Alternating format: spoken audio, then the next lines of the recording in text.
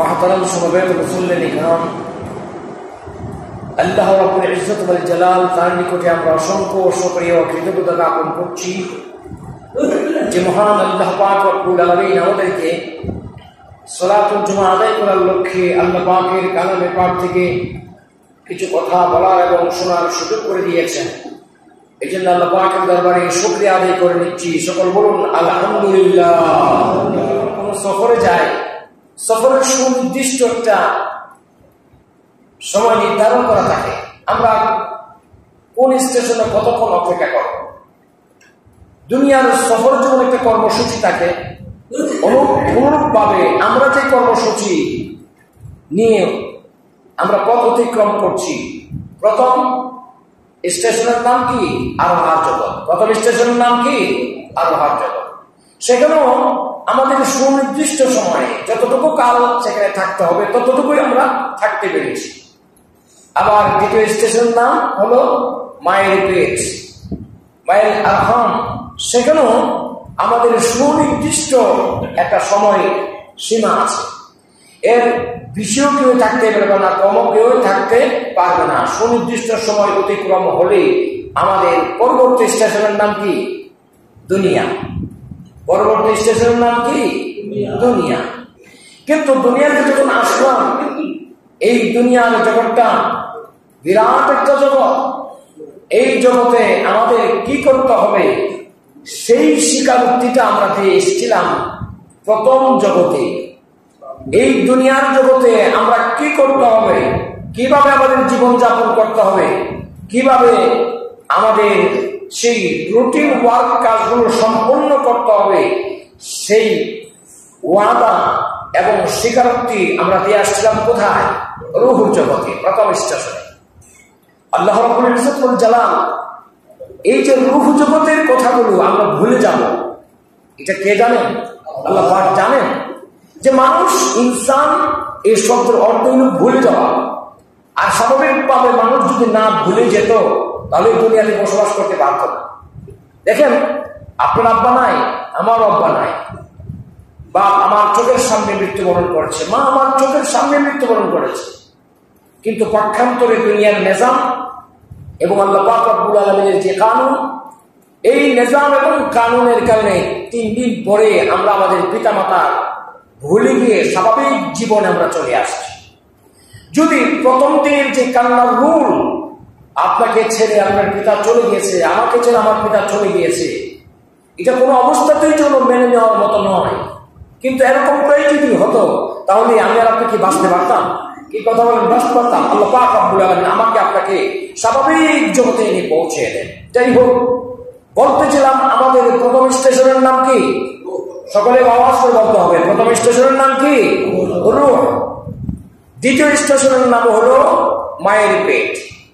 তৃতীয় স্টেশনের নাম হলো দুনিয়া। এই দুনিয়াতে যে কর্মসূচি আমরা পালন করছি, এই দুনিয়ার কর্মসূচি পালন করার জন্য আমরা ওয়াদাবদ্ধ হয়েছিলাম, প্রতিবদ্ধ হয়েছিলাম কার কাছে? সকলে আওয়াজ করে বলুন, কার কাছে? আল্লাহ পাকের কাছে আমরা ওয়াদাবদ্ধ, প্রতিশ্রুতি, অঙ্গীকার আবদ্ধ হয়েছিলাম। আল্লাহ পাক রব্বুল আলামিন জানেন যে মানুষ এই পৃথিবীতে গিয়ে ওই ওয়াদার কথা এবং ওই প্রতিশ্রুতির কথা, ওই অঙ্গীকারের কথা ভুলে যাবে। এই জন্য আল্লাহ পাক রব্বুল আলামিন আমাদের কাছে একটা মেসেজ পাঠিয়েছে। এই মেসেজটার নাম হলো কোরআন। এই মেসেজটার নাম কি? কোরআন। কোরআন একটা মেসেজ পাঠিয়েছে। এই মেসেজে আল্লাহ পাক রব্বুল আলামিন লিখে দিয়েছেন। আল্লাহ পাক বলছেন, আলাস্তু বিরাব্বিকুম, আমাদেরকে যখন আমরা আল্লাহ পাক রব্বুল আলামিন প্রশ্ন করেছিল, এই আল্লাহর জগৎ, এই রূহ জগতে যখন আল্লাহ রাব্বুল ইজ্জত ওয়াল জালাল আমাদেরকে প্রশ্ন করেছিলেন, এ আমার মাহবুব বান্দাগণ, আমি তোমাদেরকে একটা প্রশ্ন করতে চাই। আমার আল্লাহ পাক রব্বুল আলামিন সমস্ত রূহগুলোকে সামনে নিয়ে যখন তিনি প্রশ্ন করেছিলেন, আলাস্তু বিরাব্বিকুম, আমি কি তোমাদের প্রভু নয়? আমি কি তোমাদের স্রষ্টা নয়? আমরা আল্লাহ রাব্বুল ইজ্জত ওয়াল জালাল এই প্রশ্নের উত্তরে সকলে এক বাক্যে সহস্রে মুসলিম অমুসলিম ইহুদি খ্রিস্টান বৌদ্ধ নাসারা সকলের রূহগুলো সেই দিন জমায়েত হয়েছিল এবং সেই দিন আমরা এক বাক্যে বলেছিলাম ক্বালু বালা, ইয়েস, নিশ্চয়ই আল্লাহ আপনি আমাদের রব। চিৎকার করে বলেন সুবহানাল্লাহ। আমরা সকলেই স্বীকারোক্তি করেছিলাম। কি করেছিলাম? স্বীকারোক্তি দিয়েছিলাম। কার কাছে? কার কাছে? আল্লাহ পাকের কাছে। এই যে স্বীকারোক্তি দিয়েছিলাম, এই স্বীকারোক্তিটা আমরা, যদিও এই জগৎ দুনিয়ার জগৎ একটা জগৎ, এই স্বীকারোক্তিটা ছিল এই দুনিয়ার জগতের 5টা দিক নিয়ে। কয়টা দিক নিয়ে? সকলে বলুন, কয়টা দিক নিয়ে? 5টা দিক নিয়ে। 1 নাম্বার হলো ব্যক্তিগত জীবন, 2 নাম্বার হলো পারিবারিক জীবন, 3 নাম্বার হলো সামাজিক জীবন, 4 নাম্বার হলো অর্থনৈতিক জীবন, 5 নাম্বার হলো ইন্টারন্যাশনাল লাইফ, আন্তর্জাতিক জীবন। কয়টা জীবন? 5টা। এই 5টা জিনিসের 5টা দিকের সমন্বয়ে আমরা আল্লাহকে বলেছিলাম ক্বালু বালা, হ্যাঁ নিশ্চয় আপনি আমাদের রব। এখন এই দুনিয়ার জমিনে আমরা আসছি, এই 5টা দিকের একটু আমরা বিশ্লেষণ করি, একটু আমরা অবজার্ভ করি, স্টাডি করি, দেখি আমরা এই 5টা জিনিসের মধ্যে আমরা কে কোন অবস্থানে আছি। এখানে বিবেচ্য বিষয় হলো, আমি আলোচনা করছি, আমার আলোচনা প্রথম আমার জন্য, আমি আলোচনা করছি যে 5টা দিক নিয়ে আলোচনা করব, এই 5টা দিকের মধ্যে আমি কতটুকু আছি। আপনারা শুনছেন, আপনারা প্রত্যেকেই এই হিসাব মিলাতে হবে যে আমি এই 5টা দিকের কতটুকু পূর্ণাঙ্গ আছে, কতটুকু অপূর্ণাঙ্গ আছে। কথা বলতে আসছি কিনা? তাহলে 1 নাম্বার বলেছিলাম ব্যক্তি জীবন। 1 নাম্বার বলেছিলাম কি? ব্যক্তি জীবনের রব কে? আওয়াজ করে বলুন, ব্যক্তি জীবনের রব কে? আমার ব্যক্তি জীবনকে আমি কতটুকু গঠন করতে পারলাম? সর্বপ্রথম আমার ব্যক্তি জীবনকে আমি কতটুকু গঠন করতে পারলাম? ব্যক্তি জীবনকে আল্লাহ রাসূল সাল্লাল্লাহু আলাইহি ওয়াসাল্লাম বিশ্ব মানবতার জন্য হলেন মডেল। কি মডেল? উসওয়াতুন হাসানাহ। আল্লাহ রাসূল সাল্লাল্লাহু আলাইহি ওয়াসাল্লামকে পাঠিয়েছেন আল্লাহ পাক রব্বুল আলামিন যে প্রত্যেকটা বান্দা রাসূলের, প্রত্যেকটা উম্মত রাসূলকে অনুকরণ এবং অনুসরণ করতে হবে। কেমন অনুকরণ অনুসরণ? আবার আল্লাহ পাক রব্বুল আলামিন বলেন লাকাদ কানা লাকুম ফি রাসূলিল্লাহি উসওয়াতুন হাসানাহ।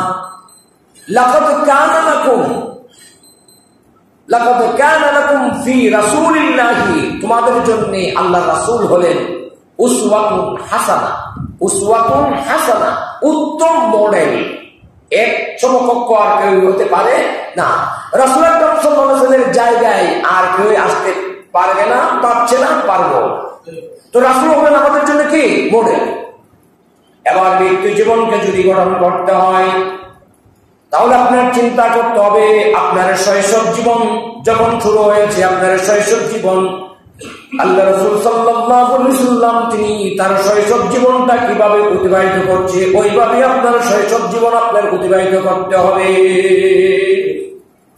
শৈশবকাল আপনি তো জানেন না, আপনার সেই বোধ শক্তি নাই, আপনার সেই জ্ঞান নাই, কারণ আল্লাহ পাক রব্বুল আলামিন মায়ের পেট থেকে জ্ঞান নিয়ে আসার জন্য সুযোগ দেয় না। এই পৃথিবীতে আসার পরেই জ্ঞান অন্বেষণ করতে হবে। এই শৈশব জীবন কিভাবে কাটাবেন, কিভাবে অতিবাহিত করবেন, আল্লাহ রাসূল সাল্লাল্লাহু আলাইহি ওয়াসাল্লাম যেভাবে অতিবাহিত করছেন, কিভাবে আপনি তো জানেন না। সেই দায়িত্বটা হলো আমার আল্লাহ পাক রব্বুল আলামিন বলেন ওয়া কাযা রাব্বুকা আল্লা তা'বুদু ইল্লা ইয়্যাহু ওয়া বিল ওয়ালিদাইনি ইহসানা। পিতামাতার কর্তব্য হলো সন্তানের প্রতি, আবার সন্তানের কর্তব্য হলো পিতামাতার প্রতি। এখন এই শৈশব জীবনে পিতা এবং মাতার প্রতি দায়িত্ব হলো ওই শৈশব কালটা কিভাবে অতিবাহিত করবে, দায়িত্বটা কার? পিতা এবং মাতা। সন্তানের আপনি যখন খাওয়াবেন তখন এই সন্তানকে আপনি দুধ মাখা ভাত খাওয়াবেন, আপনি কলা খাওয়াবেন, চকলেট খাওয়াবেন, বিস্কুট খাওয়াবেন।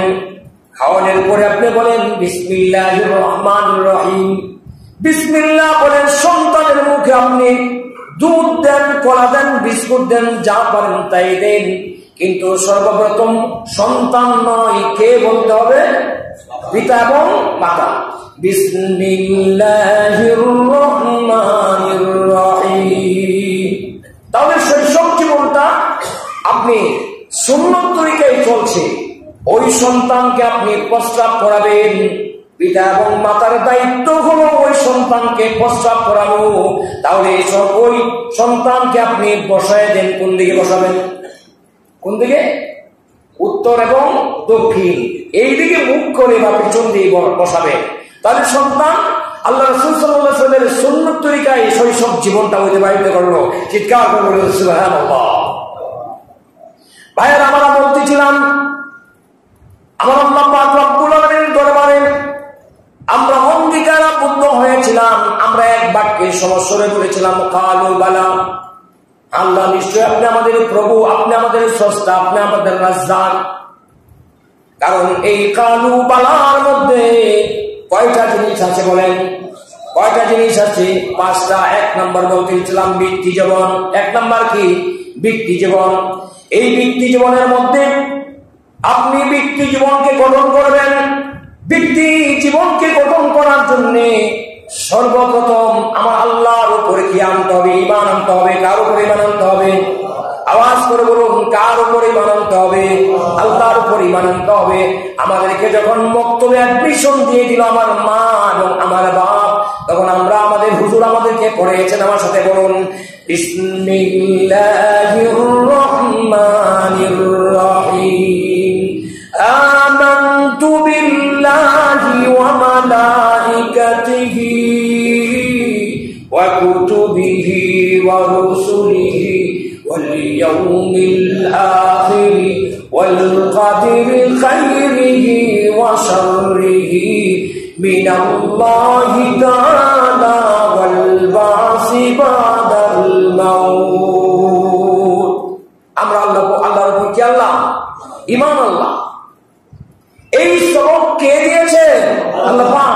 সূরা হাদীদের 7 নম্বর আয়াত আল্লাহ পাক বলেন ফাআমিনু বিল্লাহি ওয়া রাসূলিহি। ফাআমিনু, অর্ডার করেছেন ফাআমিনু, ঈমান আনো। কার উপর? ফাআমিনু বিল্লাহ, ঈমান আনো আল্লাহর উপর। ইম্পারফেক্ট সেন্টেন্স, আদিষ্টুত বাক্য। আমিনু, ঈমান আনো। ওয়া রাসূলিহি, এবং রাসূলের উপর। কার উপর? রাসূলের উপর। ওয়ান নূর, এবং নূরের উপর। এবং কিসের উপর? আওয়াজ করে বলুন, কিসের উপর? নূরের উপর। এখন প্রশ্ন জাগে, এই সুযোগটা আমার ভাইয়েরা যারা কোরআন বুঝতে সক্ষম নয়, যারা ইসলাম বুঝতে সক্ষম নয়, নিজেও বোঝে না, ফাফতু বিগাইরি ইলমিন, অর্থাৎ ওই সমস্ত ভাইয়েরা যারা কোরআন বুঝে না, নিজেকে গড়তে পারলে, নিজেকে করা সম্ভব হয়নি, সে নিজেও বিভ্রান্ত, মুসল্লিদেরকেও বিভ্রান্ত করে। সে নিজেও বিভ্রান্ত, মুসল্লিদেরকে কি করে? বিভ্রান্ত করে। নিজেও ফলপ্রষ্ট, মুসল্লিদেরকেও ফলপ্রষ্ট করে। কেমন?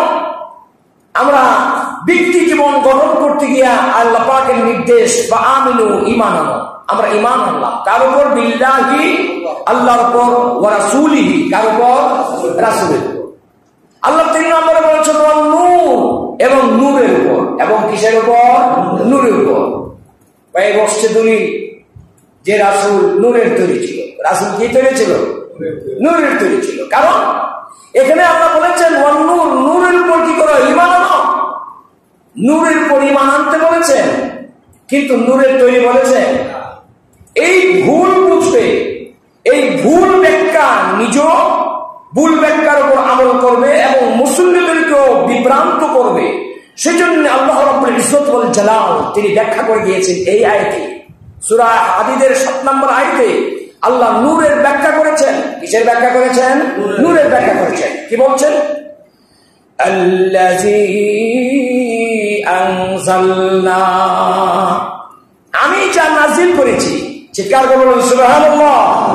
আল্লাহ বলেন যে নূরের পরিমাণ কোন নূর? আল্লাযী আনজালনা, আমি যে নূর রাসূলের উপর কি করেছি?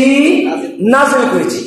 এবার বলেন নাজিল কি করেছেন? কোরআন নাজিল করেছেন। তাহলে নূর দ্বারা কি বোঝানো হয়েছে? নূর দ্বারা কি বোঝানো হয়েছে? কারণ যেহেতু আল্লাহ বলছেন আল্লাযী আনজালনা, আমি যাহা নাজিল করেছি, নাজিল করেছেন কোরআন। আর এই কোরআনের উপর ঈমান আনার জন্য কে বলেছেন? আল্লাহ। কে বলেছেন?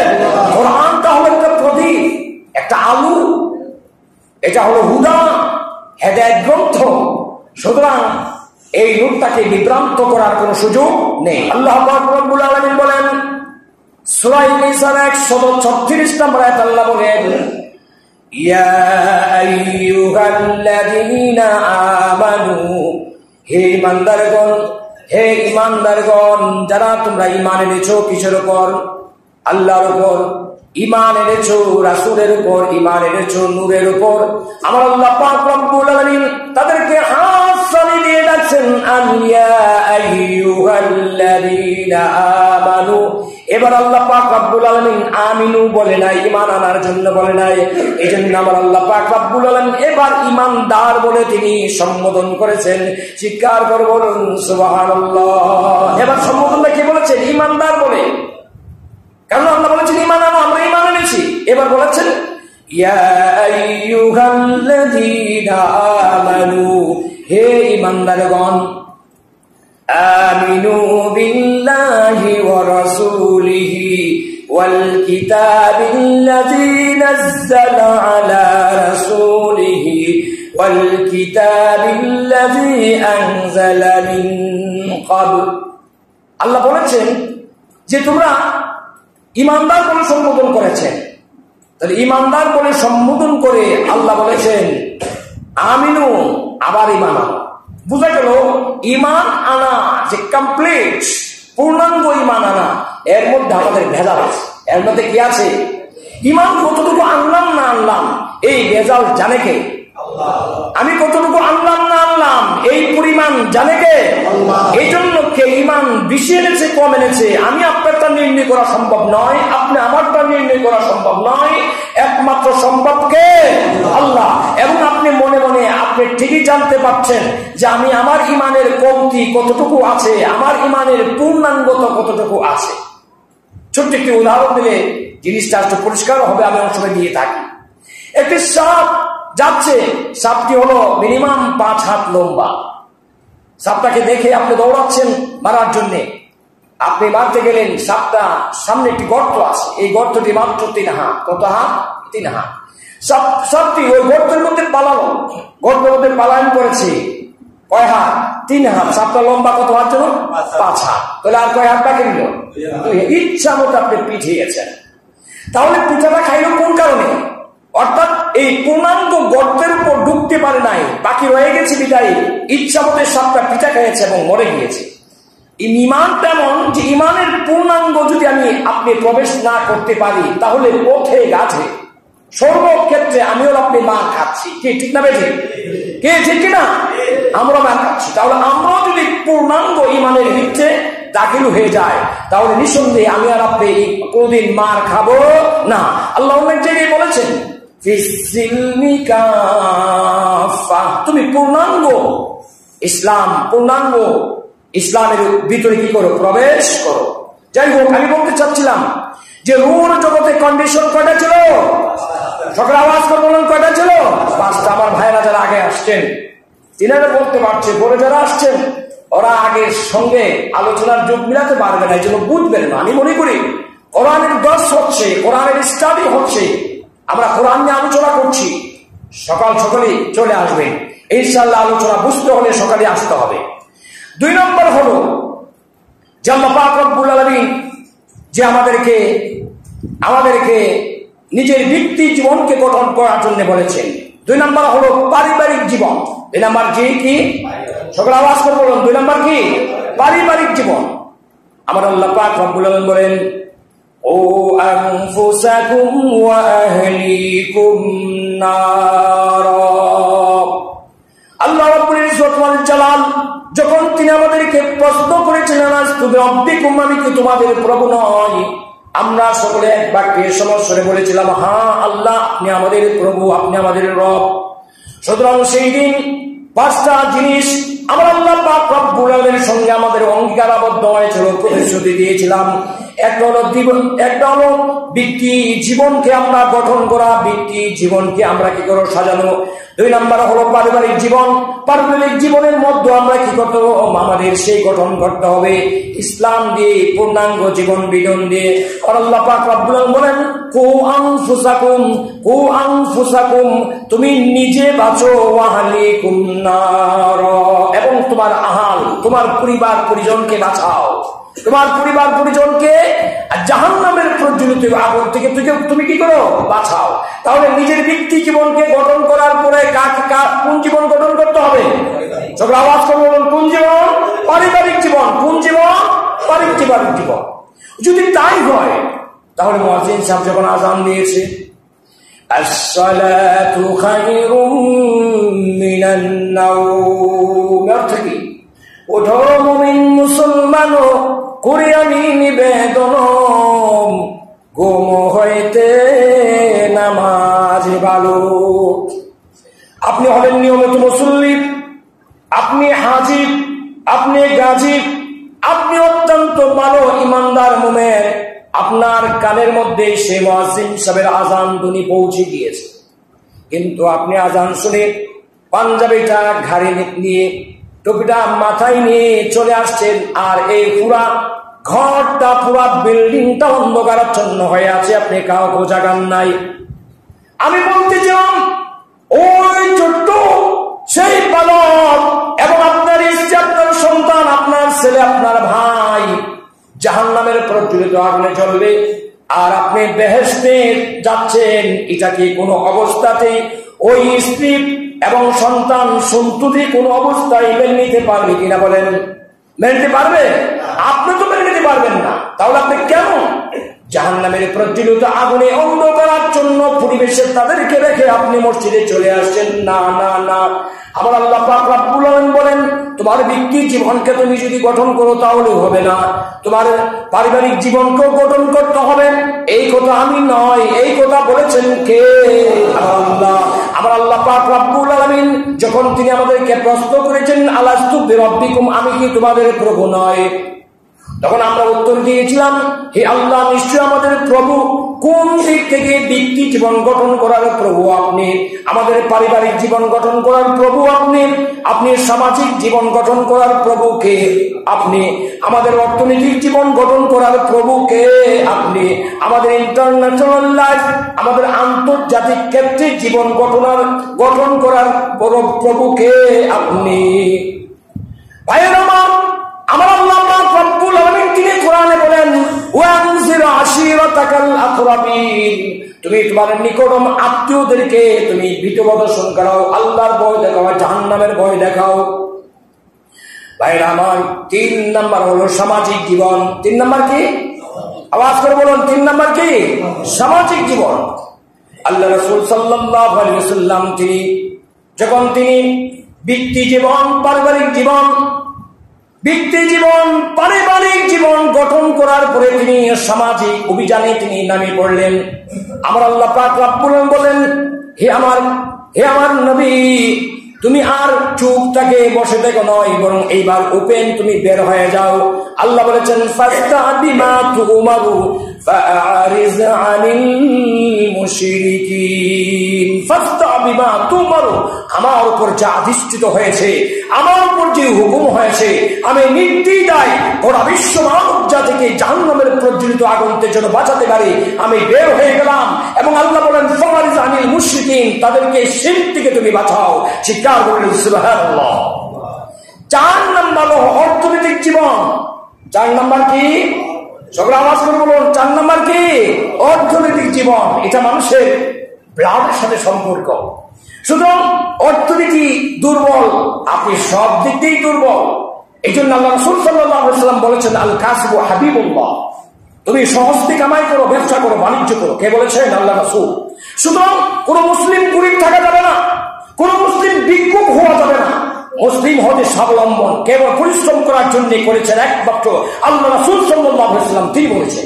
সুতরাং অর্থনীতির জীবনকে যদি তোমার চাঙ্গা করতে হয়, কোরআন কি বলেছেন? কোরআন তাজারাত করার জন্য কি নির্দেশনা দিয়েছেন? কোরআন বলছে, আহাল্লাল্লাহুল বাইআ ওয়া হারামার রিবা। আহাল্লাল্লাহুল বাইআ, তুমি ব্যবসা হালাল পথে ব্যবসা করো। আহাল্লাল্লাহুল বাইআ, কারণ তোমার জন্য ব্যবসা হালাল করা হয়েছে। চিৎকার করে বলুন সুবহানাল্লাহ। প্রত্যেকটা মানুষ কোন অবস্থাতেই বেকার থাকা যাবে না, ব্যবসা বাণিজ্য করতে হবে। ব্যবসা বাণিজ্যের প্রতি উৎসাহ উদ্দীপনা কে করেছেন? আল্লাহ পাক করেছেন। ও হারামার রিবা, কিন্তু সুদ বাণিজ্য করা যাবে না, সুদি বাণিজ্য করা যাবে না। কে বলেছেন? আল্লাহ। ইয়ামহাকুল্লাহুর রিবা ওয়া ইউরহিবুস সাদাকাত, সুদ একদম দ্রুত বিগতরে নিশ্চিহ্ন হয়ে যায়, আর দান যেটা আছে এটা বর্ধিত হয়। কে বলেছেন? সুতরাং ভাইয়ের আমার, অর্থনীতিকে আমাকে চাঙ্গা করতে হবে। কারণ হলো আল্লাহ বলেছেন, আশ-শাইতানু ইয়াইদুকুমুল ফাকরা, শয়তান আপনাকে এই দুর্দিন এবং আপনার অর্থনীতি অচল অবস্থায় যদি দেখতে পায়, এটাকে ফায়দা উঠে। কারণ আপনি যখন গরিব হবেন, দেখবেন অনেক উকিল ব্যারিস্টার আপনাকে বিভিন্ন রকমের পরামর্শ দেওয়ার জন্য ব্যস্ত হয়ে যায়। তুমি সুদভিত্তিক ঋণ আনো, তুমি এটা করো, ওটা করো, খালি সুদের প্রতি মানুষকে আহ্বান করবে। আর সুদী মাহাজনরা তো প্রত্যেক মুড়ে মুড়ে বসে আছে। 1,15,000 টাকা আপনাকে গণতেই হবে কিস্তিতে, সম্পূর্ণ হারাম। কোন অবস্থাতে এই সুদী লেনদেন করা যাবে না। ভাইয়ের আমার, আসুন এই 5টা জিনিস আমরা আল্লাহ পাকের কাছে আমরা ওয়াদাবদ্ধ হয়েছিলাম। সুতরাং কোন অবস্থাতেই আমার ব্যক্তি জীবন, পারিবারিক জীবন, সামাজিক জীবন, অর্থনৈতিক জীবন এবং ইন্টারন্যাশনাল লাইফ এবং আন্তর্জাতিক জীবন কোন অবস্থায় যেন বিচ্ছুতি না ঘটে। আল্লাহ রাসূল সাল্লাল্লাহু আলাইহি ওয়াসাল্লাম তিনি শৈশবকালে কি করেছেন? শৈশবকাল অনুকরণ করতে হবে। আল্লাহ রাসূল সাল্লাল্লাহু আলাইহি ওয়াসাল্লাম বাল্যকাল কিভাবে অনুকরণ করেছেন? বাল্যকাল অনুকরণ করতে হবে। আল্লাহ রাসূল সাল্লাল্লাহু আলাইহি ওয়াসাল্লাম যৌবন জীবন কিভাবে অনুসরণ করেছেন? এইভাবে আমাকে অনুকরণ করতে হবে। আল্লাহ রাসূল সাল্লাল্লাহু আলাইহি ওয়াসাল্লাম তিনি বৈবাহিক জীবন কিভাবে তিনি প্রতিষ্ঠা করেছিলেন, ওইভাবে আমার জীবনকে এইভাবে প্রতিষ্ঠা করতে হবে।